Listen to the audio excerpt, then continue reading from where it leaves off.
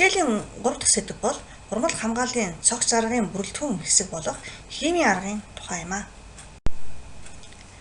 За хичээлийн үндсэн агуулга нь 3 бүлгээс тогтно. За 1-р бүлэгт пестицидийн тухай ойлголт, түүний ангиллал, төрөл, хоруу чанар, үйлчлэл, пестицид болон бордооны зохистой хэрэглээний талаар орно. 2-р бүлэгт хөдөө аж ахуйн зохистой дадлын шаардлагуудын талаар дурдах болно. За 3-р бүлгийг таны мэдхэн чиглэлээр бэлтгэж та бүхэнд танилцуулахаар бэлтгэсэн. Янз бүрийн хүнэл шавж, урмалын өвчин, хог ургамал, мэрэгч амтан устгах химийн бэлтгэлийг пестицид гэж нэрлэдэг. Пестицидын дотроо олон ангиллалт багт бөгөөд тухайлбал замаг устгагч, микроорганизм устгагч, зөөлөн битүү устгагч, дугуй хорхоо устгагч, өндөг устгагч, шавж устгагч, ургамал устгагч, урмалын өвчин устгагч, мэрэгч амтан устгагч, хачиг устгагч зэрэг ангиллагдана. Манай оронд шавж устгагч бодис бүхий инсектицид, хог урмалыг устгагч гербицид, урмалын өвчин устгагч фунгицид, мэрэгч амтан устгагч родентицид, хачиг устгагч акарид зэргийг түгээмэл хэрэглэдэг. Пестицидийн төрөл янз бүр байдаг бөгөөд тухайлбал шингэн хэлбэрийн, нунтаг хэлбэрийн, утагч хэлбэрийн мөн үнэрээр далан дуудах, өнгөөр далан дуудах, бэлгийн гормоноор далан дуудах, бактери бөөнцөөр устгах гэсэн төрлүүдтэй байдаг. Пестицидийн хоруу чанарыг 4 бүлэгт ангилдаг. 1-р бүлэгт хязгаартай хэрэглэгдэх, хүчтэй үйлчлэх бодисууд орно. Өхүүлэх тун 1 кг амьдын жинд 50 хүртэлх мг байдаг. 2-р бүлэгт хүчтэй үйлчлэх бодисууд орно. Өхүүлэх тун 1 кг амьдын жинд 50-аас 200 мг байдаг. 3-р бүлэгт дундаж үйлчлэгээтэй бодисууд орно. Өхүүлэх тун 1 кг амьдын жинд 200-аас 1000 мг байна. 4-р бүлэгт сул үйлчлэх бодисууд ордог. Өхүүлэх тун 1 кг амьдын жинд 1 грамаас дээш байдаг байна. Мөн пестицидийг арьсанд үйлчлэх чанар, амьтны бид хуралдах чанар, тогтвор, хавдар үүсгэх чадвар, хоруу чанараар нь ангилдаг. Урмал хамгаалалт, хлорт ба фосфорт нэгдлүүд, мөнгөн усны нэгдэл, карбамин, тиокарбамин, дитиокарбамин, цууны ба тосны хүчлүүд, циант нэгдлүүд, хөхөр зэсийн бэлтгэл, нийлэг перитроидууд, төмөрлөг агуулсан нэгдлүүдийг ашиглаж байна. Олон улсын практикт пестицидийг өнгөөр ялгаж тэмдэглэдэг. Ийм учраас пестицидийн савн дээрх хаяг шошгийг хайж болохгүй. Үүнд бол гербицидийг улаанаар, инсектицидийг хараар, зооцидийг шараар, үр ходуулах бодисыг хөхөөр, фунгицидийг нооноор.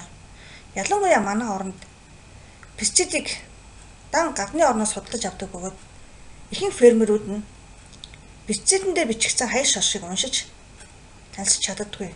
Иймд олон улсын практик хэрэглэдэг энэхүү өнгөөр ялгах тэмдэглэгийг таньж мэдснээр фермерүүд пестицидийг ялгаж чаддаг болно.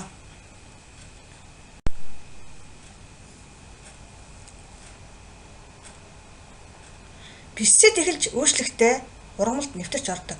Дараа нь судлаар дамжин эд эрхтэнд хүрнэ. Тархах чадваргүй бодисууд ургамлын тодорхой эрхтэнд тогтож хоримтлагдана.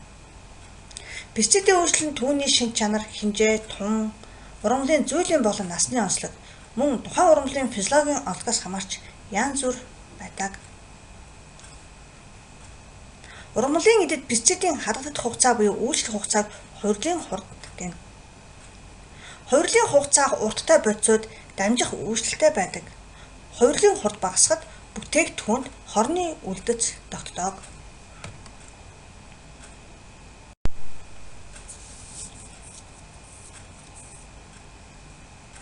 Пестицидийн урмал задрах хурд харилцан адилгүй байдаг. Зарим урмал 7-оос 8 хоног байхад, заримд 15-аас 20 хоног байна. Энэ нь бодисын шинж чанар, насны онцлогоос шалтгаална. Ялангуяа залуу ургамалд хувирал түргэн явна. Хорны хэмжээ хүнд нөлөөлөх байдлаар нь сул хордлогын тун, хурц хордлогын тун, үхлийн тун гэж ангилна. Хордлогын тун гэж хүний эрүүл мэндэд мэдэгдэхүйц өөрчлөлт үзүүлэх хамгийн бага тунгийн хэмжээг хэлдэг бол үхлийн тун гэж хүн өхүүлэх хамгийн бага тунгийн хэмжээг хэлнэ.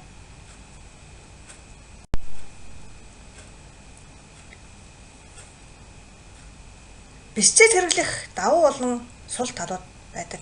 Үүнд бол ялангуяа давуу талаас нь дуртахад технологийн дагуу зөв хэрэглэвэл хортон шавж өвчний дархалтыг пестицид бүрэн хязгаарлаж чаддаг. Хөрөлт организмын хөгжлийн аль шатанд хэрэглэж чаддаг. Богино хугацаанд үр дүн өгдөг. Пестицид хэрэглэх арга нь бүгд механикцсан тул зардал бага шаардаж, эдийн засгийн хувьд бол ашигтай байдаг. Харин сул талаас нь дурдвал агаар цэрнээс амьдарч буй бусад бүх зүйлийн шавжийг хамтд нь устгадаг. Хүн ба амьтанд хорт нөлөө үзүүлдэг. Пестицидүүд нь ус, хөрс, ургамалд үлдэх үлдэцэгтэй. Олон дахин давтан хэрэглэл хөнөөлт шавж дасан зогсдог. Ер нь бол пестицидыг дахин давтан хэрэглэсэн ч хөнөөлт зүйлийн цаашид үүсэх нөхцөлийг зогсоож чаддагна.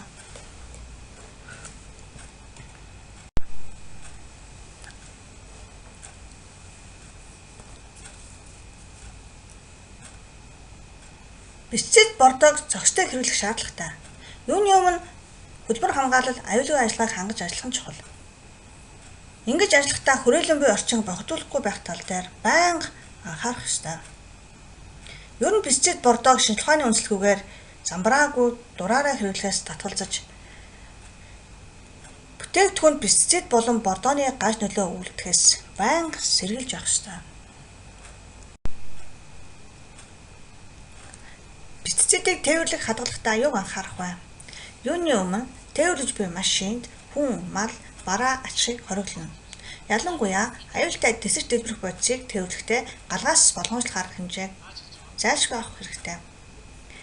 Тээвэрлэж ирсэн пестицидийг зориултын тусгай савнд хадгална. Эцэст нь сав баглаа боодлын хаяг шошгийг өргөдүүлж болохгүй. Та пестицидийг сонгож авахдаа сав баглаа боодлын бүрэн бүтэн байдлыг сайтар шалгаж заавартай танилцах ёстой. Үйлдвэрсэн болон хадгалах хүчинтэй хугацааг хянаж авах хэрэгтэй. Эцэст нь та өөр шаардаж буй хэрэгцээндээ тохируулж аваарай. Илүү нөөцлөх хэрэггүй. Пестицидийг та худалдаж авахдаа мэргэжлийн хүнтэй зөвлөдөж, худалдаж авч сурах хэрэгтэй. Хичээлийн 2 дугаар бүлэг үдийн аж ахуйн зохистой дадлын шаардлагууд. 1-р талбайн түүхийн дэвтэр хөтлөх. Энэхүү түүхийн дэвтэрт пестицид хэрэглэсэн тухайн үеийн тэмдэглэлийг цаг тухайд нь хөтлөнө. Ялангуяа пестицидийн нэр, тун, ноорм, талбайн хэмжээ, ямар тармилт хэрэглэсэн, ямар хортны эсрэг хэрэглэсэн талаар мөн тухайн үеийн цаг агарын нөхцөлийг тэмдэглэнэ. Пестицидыг тусгай зөвшөөрөл бүхий нийлүүлэгчээс худалдан авах ёстой бөгөөд худалдан авсан газрын нэр, огноо, тоо хэмжээ, хугацаа зэргийг талбайн түүхийн дэвтэрт тэмдэглэж үлдээх ёстой. Мөн Монгол улсад хэрэглэхийг зөвшөөрсөн тухайн жилийн жагсаалтанд бүртгэгдсэн пестицидийг сонгож хэрэглэх хэрэгтэй. Та нэг төрлийн пестицидийг олон дахин давтан хэрэглэж болохгүй. Дахин хэлэхэд пестицидийг зориултын агуулгах сав сэрүүн газарт хадгалах бөгөөд хөдөлмөр хамгааллын дүрм журмыг баримтлан ажиллаарай. Та пестицидийг хэрэглэхдээ ажлын шингэн бэлтгэх тусгай савтай байх хэрэгтэй. Ядангуяа үүргийн шүршигчэнд инсектицид, гербицидыг ээжлэн хийж хэрэглэхээс зайлсхийх хэрэгтэй. Мөн ажлын шингэн бэлтгэж ажлын шингэн шүрших үед хөдөлмөр хамгааллын хувцас, бээлийн малгай, нүдний шил, хушууц зэрэг наад захын хэрэглээний эд зүйлсээр өөрийгөө хангах хэрэгтэй. Энэхүү хамгаалах хэрэгслийг орон гэртээ хадгалж болохгүй бөгөөд зориултын байр савинд хадгална.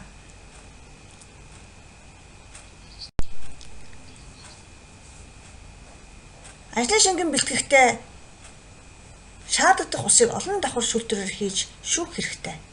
Энэ нь хор шүршигчийн хушууг бөглөхгүй, шингэн хор шүршигтэй хөөрөмж саадахгүй ажиллах нөхцөлийг бүрдүүлж өгдөг.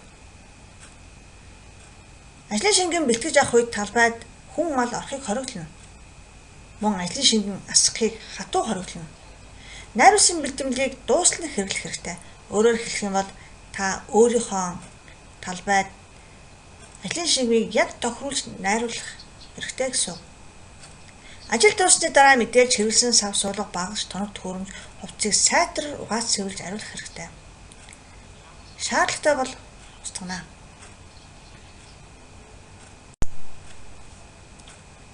Та бэлцэж засаж шүршихдээ юуны өмнө ажлын шингэнийг засах үеийн салхины хурд 5 м/с-ээс ихгүй байх үеийг сонгож ажлаа гүйцэтгэх ёстой. Ялангуяа хурд үндэстэй болон тундас орох гэж байгаа үед энэ ажлыг явуулахыг хатуу хориглоно. Иймд цаг агарын удирдсан мэдээг байнга хянаж дүүнд захирдаж ажиллах хэрэгтэй. Ажлын шингэн засах мөн зассан талбайд тодорхой хугацаагаар тухайн талбайд орохыг хориглосон анхааруулалт тэмдгийг заавал байршуулах ёстой. Манай орны нөхцөлд энэхүү анхааруулгын тэмдгийг байршуулах ажиллагаа бараг хийгдүү гэж хэлэхэд болно. Иймд анхааруулалт тэмдгийг тавих энэхүү дадлыг та бүхэн эзэмших хэрэгтэй.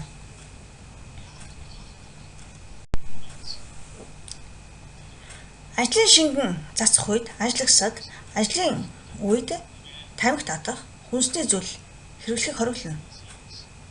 Мөн шүршигчийн салхины доод талд явж болохгүй. Нүдээ сайн хамгаалах хэрэгтэй. Бэлтгэл орсон тохиолдолд эхний ээлжинд цэвэр усаар булгаж угаах хэрэгтэй. Ер нь бол аган шатны тусламжийг өөртөө болон бусдад хүргэж чадах чадвартай байх ёстой.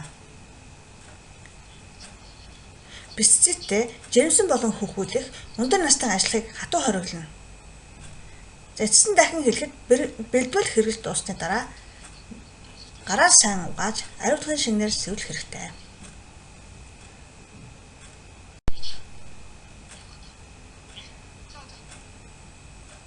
Эцэст нь хэлэхэд пестицидийг шүршгээс өмнө та дахин сайн бодоорой.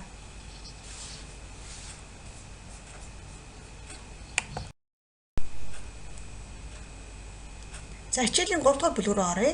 За энэхүү бүлэгт тэнгисийн биологийн мэргэжилтэй сэтгүүлч Рэйчел Карсоны Чимээгүй хавар гэсэн бүтээлийн үн цэний тухай танилцуулна. Дэлхийн 2 дугаар дайны үед Паул Миллер Швейцарын эрдэмтэн Цедлерийн нийлэгжүүлж гаргаж тодорхойлсон химийн бодистой ажиллаж байгаад тэрхүү бодисын өчүүхэн тун шавж устгах чадaltaйг илрүүлсэн байдаг. Тэрээр энэхүү бодисын өчүүхэн тун Америкийн нэгдсэн улс руу илгээж үйлчлэх механизмыг нь дахин шалгуулжээ. Гэтэл Америкийн нэгдсэн улсаас баг үйлчлж байна гэсэн бахархсан хариу ирсэн байдаг. Энэ ямар бодис байсан бэ? Дихлор, дифенил, трихлор, метил, метан гэсэн бодис юм. Өнөөдөр энэ бодисыг ДДТ гэж товчилт нэрлэдэг. ДДТ-г шавжуудаас халдвар тарагч буус, яла, шумуулын эсрэг анх хэрэглэсэн бөгөөд ялангуяа цэргийн цагаан хэрэглэлд дайны үед түлхүү хэрэглэж байжээ. Түүнчлэн хааны будагт хойлж, намаг, хог хаягт цэгт хэрэглэж байгаад эцэст нь ургамлын хортонтой тэмцэд хэрэглэж эхэлсэн байдаг. Дайны төгсгөлд 100-ны нээлт гэж нэрлэгдэх болсон юм а. Ийхүү 1948 онд Паул Херман Мюллерт анагаах ухаан физиологийн салбараар ДДТ-г нээсэнд Нобелийн шагнал хүртээсэн юм. Харин өнөө үед энэхүү химийн гайхамшигын хорт шинж бүгдэд мэдэгдэж байгаа бөгөөд Стокгольмд болсон байгаль хамгаалах бүх дэлхийн конгресс түүнийг хэрэглэхийг хориглосон. Өнөөдөр дэлхий дээр удаан задардаг органик бохирдуулагчийн 12 төрлийн бодисыг бүх нийтийн дэлхийд хэрэглэхийг хориглосон байдаг. ДДТ-г хэрэглэж эхэлсэн анхны жилүүдэд түүний хор хөнөөлийг урьдчилж харсан хүн байсан уу? Мэдээж байсан. Мичиганы их сургуулийн амтан судлаач Уэлс бид ойрын 10 жилд хизээ нэгэн цагт дэлхийн түүхэнд байснаас илүү асар их олон амьтан хөнөөтгийг үзэх болно. Хор бол ой мод, ан амьтныг хядах, намагжуулах, гам болох, үйлдвэрийн хаягдлаар бохирдуулахаас дор юм гэж бичиж байжээ.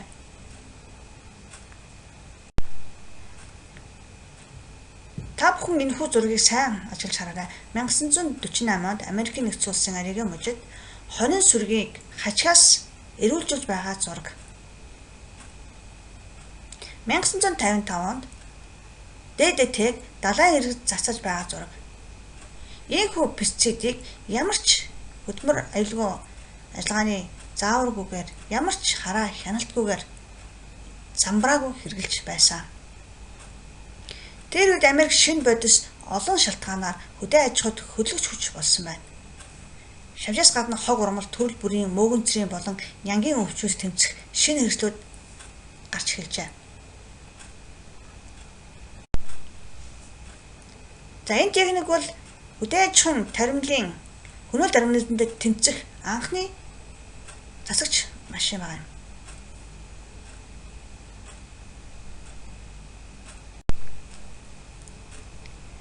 1962 оны 9 дугаар сарын 27-нд Ричард Карсны бүтээсэн Чимээгүй хавар хэмээх нэгэн ном эндэлжээ. Энэхүү ном Америк оронд өөрчлөлт авчирсан юм. Энэхүү ном нь олон оронд орчуулгын гарснаас хойш дэлхийг нойрноос сэржээ. Ингээд 1992 онд Америкт хүн төрөлхтний бодол үйлдэлд хамгийн их гүнзгий уул мөрөө үлдээсэн номоор сонгожээ. Мөн Америкийн түүхэнд хамгийн их бухимдал үүсгэсэн номын тоондоос орсон юм. Ном хэвлэсний дараа бүх хувь агшин зур борлогджээ. Номын шүүмж тухайн үед 70 сонин 35 сэтгүүлд гарч байсан. Номыг яллах баримт, уур хилэн, гутрал, нэвч чингсэн гүйлгээтэй ном, химийн эсрэг хийсэн загламаатны аяндаа гэж нэрлэж байлаа. Учир нь Ричард Карсон өөрийн олон жилийн баримтантай тулгуурлан энэхүү номыг төрөвжээ. Ном хэвлэгдэж гарсны дараа хоёр фронт бий болсон. Нэгдүгээр фронтод фермийн эзэд, хөдөө аж ахуйн худалдааны эзэд, химийн үйлдвэрийн эрдэмтэд, химийн үйлдвэрийн эзэд байсан бол нөгөө талд нь сэтгэл санаа зовж өмсөн бусад бүх хүмүүс байлаа. Ингээд дэлхийн олон оронд Сенат загас, Ярославын орчинд хандгай, Шотландд ятуу ямар ч шалтгаангүйгээр үхэж байгааг ойлгох түлхүүр нэгдэж эхэлсэн юм.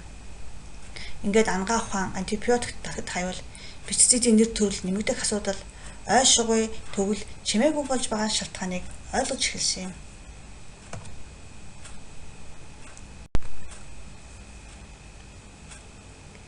Чимээгүй хавар бүтээл нь 20 дугаар зууны баримтат ном шилдэг 100 бүтээлийн 5 дугаарт 2007 онд жагсан юм. Мөн дэлхийн бүх хугацааны шинжлэх ухааны гайхамшигт бүтээлийн шилдэг 100 бүтээлийн 25-т ирэмблэгдэжээ. 1963 онд химийн хорт бодисын асуудлаар Сенатад Ричард Карсон тайлбар тавьж химийн хорт бодисыг хэрэглэхийг зохицуулах засгийн газрын агентлаг байгуулахыг уриалж байсан юм. Ингээд чимээгүй хавар намын ачаар 1970 онд Америкийн нэгдсэн улсын Конгресс байгаль орчныг хамгаалах агентлаг байгуулсан. Мөн 1972 онд засгийн газар ДДТ хэрэглэхийг хориглох шийдвэр гаргасан юм а. Тэр үеийн Америкийн нэгдсэн улсын ерөнхийлөгч Джон Кеннеди засгийн газрын комисс байгуулж химийн ач тусыг үнэлэх, хэмжүүлэлтийг хэмжээгүй, хяналтгүй, судалгаагүй хэрэглэхийг хорьжээ. Ингээд Америкийн нэгдсэн улсын Конгресс пестицидийн хэргийг сонсох тухай тусгай комисс байгуулсан юм. Харамсалтай нь Ричард Карсон энэ бүхнийг мэдэж чадаагүй билээ.